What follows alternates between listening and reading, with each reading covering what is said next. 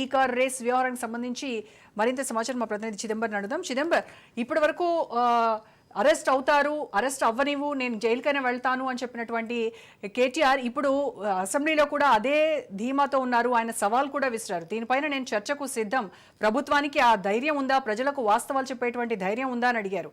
So ఏం జరగబోతుందంటారు ఫర్దర్గా? అంటే మొదటి నుంచి కూడా కేటీఆర్ ఒక గాంభీర్యతనైతే ప్రదర్శించే ప్రయత్నం చేస్తాం. అందులో ముఖ్యంగా చూస్తే ఈ కేసు ఎంత మాత్రం నిలబడుతుంది అన్నది ఒక ఫార్ములా అయితే, మరొకటి నిజంగానే కేటీఆర్ కు ఒక అవకాశం ఉండింది. ఆ అవకాశం ప్రకారం ఏదైనా సరే ప్రొసీజర్ ల్యాబ్స్ వచ్చినప్పుడు అది అధికారుల మీద తోసేసి తను బయటపడే అవకాశం ఉన్నా సరే, అలా కాకుండా నేను మౌఖిక ఆదేశం ఇచ్చాను, ఆదేశాలు ఇవ్వడానికి కారణాలు ఇవే అంటూ కూడా తను చెప్పే ప్రయత్నం చేయడం.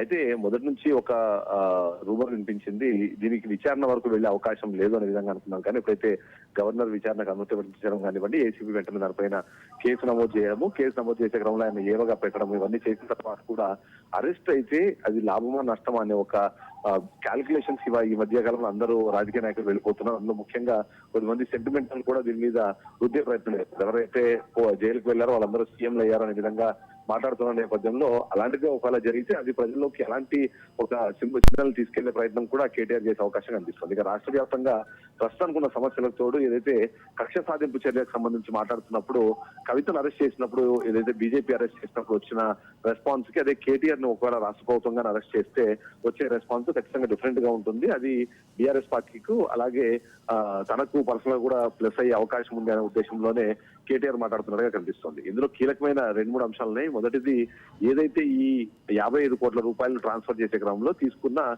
నిర్ణయానికి సంబంధించి దానిలో ప్రొసీజరల్ ల్యాబ్స్ అనేది చాలా క్లియర్ గా కనిపిస్తున్నాయి. ఏదైనా సరే అమౌంట్ ఒకటి రిలీజ్ చేసే క్రమంలో ఖచ్చితంగా కేబినెట్ సమావేశం జరగాలి, కేబినెట్ సంబంధించి అక్కడ కేబినెట్ నోట్ ఉండాలి, దాని తర్వాత ఫైనాన్షియల్ డిపార్ట్మెంట్ సంబంధించిన అప్రూవల్ వచ్చిన తర్వాత మాత్రమే ఆర్బీఐ అనుమతితో 55 కోట్లు అన్నది ట్రాన్స్ఫర్ చేయాల్సిన అవసరం ఉంది. కానీ అది ఏది జరగకుండానే 55 కోట్లు ట్రాన్స్ఫర్ అయింది అన్న అనుమానము వ్యక్తమవుతున్న నేపథ్యంలో దాని వెనకాల ఒక క్విట్ ప్రోకో ఉండే అవకాశం ఉంది. అంతేకాకుండా అది అలా తిరిగి మళ్ళీ ఏదైతే మనీ లాండరింగ్ ద్వారా రిటర్న్ అతనికే వచ్చాయి అన్న అనుమానాలు కూడా వ్యక్తమవుతున్న నేపథ్యంలో ఏసీబీ ఆ స్థాయిలో విచారణ చేసి దానికి సంబంధించిన లింకులను ఎస్టాబ్లిష్ చేస్తే తప్ప ఈ కేసులోకి ఈడీ రంగంలోకి దిగదు. ఈడీ రంగంలో దిగనంత సేపు ఇది మామూలు కేసుగానే చూడాల్సిన పరిస్థితి కనిపిస్తుంది. అంతేకాకుండా దాని కేసు తీవ్రత కూడా పెద్దగా కనిపించే అవకాశం లేదు అనే ఉద్దేశంలో ఉంటున్నారు. దీనికి తోడు ప్రజాక్షేత్రంలోకి వెళ్ళి తను చెప్పుకోవడానికి ఇప్పుడు అవకాశము ఉన్నా దానికన్నా అసెంబ్లీ వేదికగా ఒకవేళ నిజంగా దాని గురించి మాట్లాడితే తనకు అడ్వాంటేజ్ వచ్చే అవకాశం ఉంది. దాన్ని ప్రజల్లోకి తీసుకెళ్లి తను తప్పు చేయలేదు, కేవలం అక్కడ జరిగిన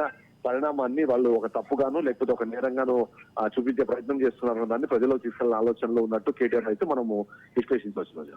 చిదంబర్, అయితే స్థానిక సంస్థల ఎన్నికల ముందు అరెస్టు ఉండకపోవచ్చు, ఎందుకంటే బీఆర్ఎస్ కు ఖచ్చితంగా అది మైలేజ్ వస్తుంది అనేటువంటి అభిప్రాయాలు వ్యక్తమయ్యాయి. కానీ ఇప్పుడు చూస్తే సీన్ మారింది. మరి ఇప్పుడు ఎలాంటి ఎఫెక్ట్ ఉండబోతుందంటారు?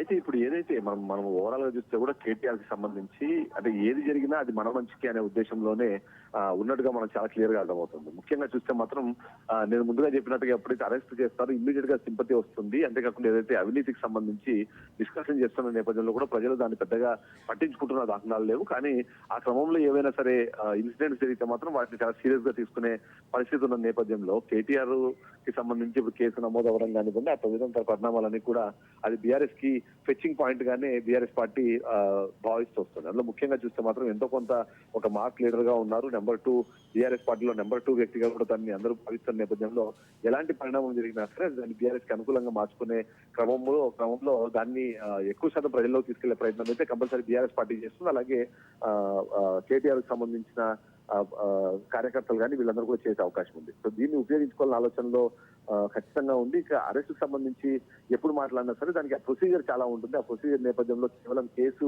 బుక్ అయినంత మాత్రం అది అరెస్ట్ కింద కన్సిడర్ చేయాలా, అరెస్ట్ కింద కన్సిడర్ చేయాల్సిన అవసరం లేదా అన్న ఒక అనుమానం కూడా వ్యక్తమవుతున్న నేపథ్యంలో దానిపైన ఎప్పటికప్పుడు డిస్కషన్ అయితే జరిగే అవకాశం ఉంది. ఇక దీనిపైన విచారణ జరగాలి. విచారణ జరిగిన తర్వాత అందులో వీళ్ళ పాత్ర సుస్పష్టంగా రావాలి. సుస్పష్టం అయిన తర్వాత మాత్రమే అరెస్ట్ ఉంటుంది. కాబట్టి దానికి ఇంకొద్దిగా కాలయాపన జరిగే అవకాశం కూడా ఉందనే ఒక విశ్లేషణ వినిపిస్తుంది. బట్ అంటే ఇమ్మీడియట్ గా సీరియస్ గా అంత ఫాస్ట్ బేస్ మీద కేటీఆర్ అరెస్ట్ చేసి లోపల పెట్టాలన్న ప్రయత్నం మేబీ కాంగ్రెస్ పార్టీ చేయకపోవచ్చు అనే ఒక ఉద్దేశమే ప్రస్తుతానికి కనిపిస్తుంది. కాబట్టి కేటీఆర్ తన క్యాల్కులేషన్ తను వేసుకుంటారు.